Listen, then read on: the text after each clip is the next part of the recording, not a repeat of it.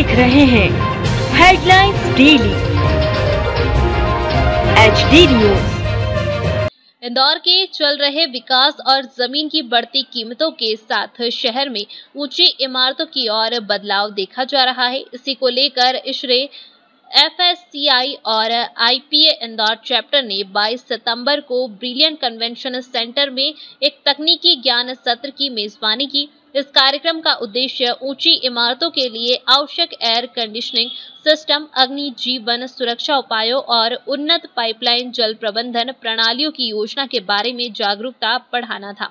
इस कार्यक्रम में प्रमुख शहरों के विशेषज्ञ शामिल हुए, जिन्होंने ऊंची इमारतों की योजना बनाने और उन्हें सफलतापूर्वक पूरा करने में अपने अनुभव साझा किए। अहमदाबाद से श्री पंकज धारकर ने air conditioning, smoke management, vertical transfer system और इलेक्ट्रिकल सिस्टम पर भाषण दिया। पुणे से श्री सुभाष देशपांडे ने ताजे पानी और जल निकासी सहित पाइपलाइन जल प्रबंधन प्रणालियों को कवर किया। मुंबई से श्री अजीत गर्वे ने अग्नि सुरक्षा उपायों पर चर्चा की। कार्यक्रम की शुरुआत इसके इंदौर के अध्यक्ष श्री आशीष होती और इंदौर FSCI के अध्यक्ष श्री निजामुद्दीन कुरेही द्वारा गर्मजोशी से स्वागत हुआ।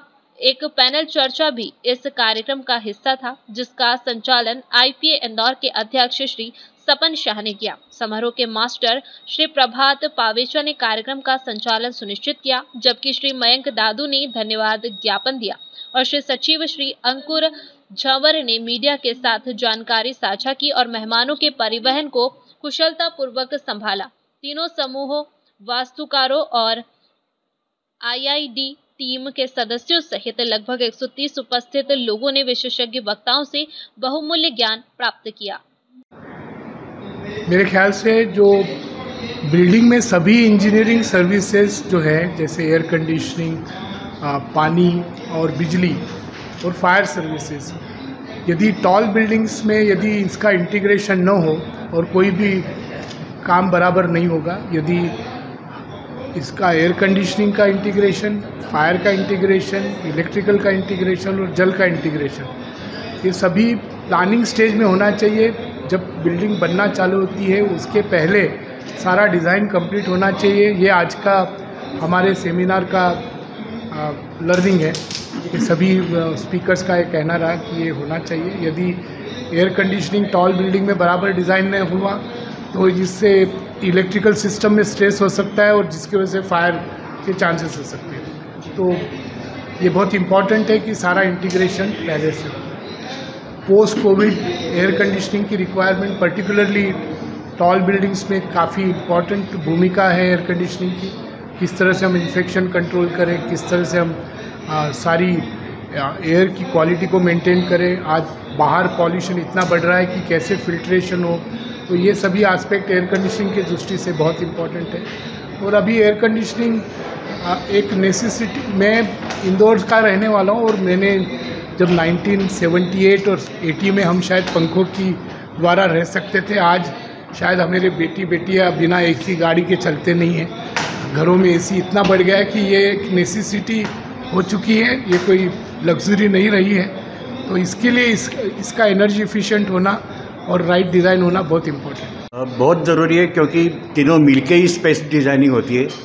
एक आदमी पकड़ के कुछ हो नहीं सकता है। आर्किटेक्ट चाहिए, स्ट्रक्चरल डिज़ाइनर चाहिए और सर्विसेज वाले, सब ने मिलके ये काम करना पड़ता है। और प्लम्बिंग जो है वो डायरेक्ट लोगों के आरोग्य से संबंधित है, तो अच्छा प्लम्बिंग होना बहुत ज़रूरी है। स्वच्छ पानी, पूरे प्रेशर के साथ पानी मिलना, ये बहुत ज़रूरी है। और जल है तो कल है, जल नहीं तो कल नहीं। एयर कंडीशनिंग के साथ किस तरह इसका कॉम्बिनेशन दिखता है? एयर कंडीशनिंग जहाँ वाटर बेस्ड एयर कंडीशनिंग होता है वहाँ संबंध आता है, but otherwise plumbing is independent. Actually high risers में अगर हम देखें, फायर सेफ्टी का इम्पोर्टेंस ज़्यादा बढ़ गया है, क्योंकि जितना जल्दी वो फायर डिटेक्ट हो सके उतने जल्दी हम लाइफ बचा सकते हैं। सो फायर का इम्पोर्टेंस इसलिए बढ़ गया है क्योंकि उसका इंटीग्रेशन ये दोनों चीज़ों के साथ बढ़ते जा रहा है। क्योंकि वो क्रिटिकल मोमेंट में वो चीज़ों को कुछ चीज़ों को बंद करना है, कुछ चीज़ों को ऑन रखना है, ये इंटीग्रेशन पूरा फायर में आ जाता है, तो ये बहुत क्रिटिकल हो जाता है कि वो मोमेंट में वो पूरी तरह से ठीक से काम करे ताकि लोग सेफली इवैक्यूएट करें। तो ये तीनों जगह इम्पोर्टेंस काफ़ी साथ में चलता है। सर इसलिए आज तीनों को एक साथ एक जाजम पर बिठा कर एक कॉम्बिनेशन बिठाया, क्या कहना चाहेंगे इसमें? बहुत खुशी हुई क्योंकि काफ़ी सीखने मिला है, सबसे पहली बात दोनों चीज़ों में। और खुशी की बात है कि मेरे मेंटर्स भी हैं जिनसे काफ़ी सीखने मिला है। और ये सब्जेक्ट्स काफ़ी इम्पॉर्टेंट है और इनको इग्नोर नहीं करना चाहिए। हर एक एंड यूज़र, हर एक ओनर ये अगर हम सीख लें, क्योंकि ये चीज़ें सिंपल हैं, ये हम इसे कॉस्ट की तरफ न देख के अगर हम इसे इंटीग्रेशन पर्सपेक्टिव देखें तो शायद इससे कॉस्ट इनफैक्ट बचने वाली है और काफ़ी बिल्डिंगें सेफ़ हो जाएंगी। तो मेरा कहना है कि ये साथ में लेके चले तो बहुत ही अच्छा। मैं आशीष खोती इंदौर ईश्वर प्रेसिडेंट हूँ चैप्टर का। इंदौर जिस तरीके से आगे बढ़ रहा है, फ्यूचर्स में अगर देखें तो बड़ी बिल्डिंग्स, टॉल बिल्डिंग्स काफ़ी आ रही हैं। सो इस टॉल बिल्डिंग का हम लोगों ने आज जो टॉपिक्स लिया है कि tall building, seamless integration of the tall building. So जो बड़ी बिल्डिंग्स है, हाई-राइज बिल्डिंग्स है, उसमें plumbings, electricals, fire fightings and air conditionings किस टाइप से होना चाहिए, उसका अवेयरनेस होना चाहिए आर्किटेक्ट्स को, बिल्डर्स को एंड ऑल इंडियंस को। बिल्डिंग बनने के पहले उसकी डिजाइनिंग प्रॉपर होना चाहिए जिससे कि बाद में उसका मेंटेनेंस लो हो और बिल्डिंग्स में ऑपरेशंस कॉस्ट कम आए। एंड फ्यूचर्स में कभी भी कोई एक्सीडेंट होने के अगर फायर हो रहा है तो उसको सेफ्टी कैसे मैनेज करें, इस टॉपिक को लेकर हम लोगों ने अवेयरनेस एक प्रोग्राम जनरेट किया हुआ है। क्या कुछ लाइव प्रेजेंटेशन भी यहाँ पर दी जा रहा है इसको? यहाँ पर हम लोगों ने कुछ प्रोडक्ट प्रेजेंटेशन भी प्लान किए हैं जो कि प्लम्बिंग साइड से क्लोस्कर ने प्रेजेंट्स किए हुए हैं एंड फायर साइड से ट्रांजिट फायर आए हुए हैं जो कि फायर्स के अवेयरनेस करा रहे हैं। हाय, मेरा नाम है तुषार पांडे और आप देख रहे हैं HD न्यूज़। हाय, मैं हूं दीपिका सिंह और आप देख रहे हैं HD न्यूज़। हाय, मैं हूं बिंदु दारा सिंह और आप देख रहे हैं HD न्यूज़।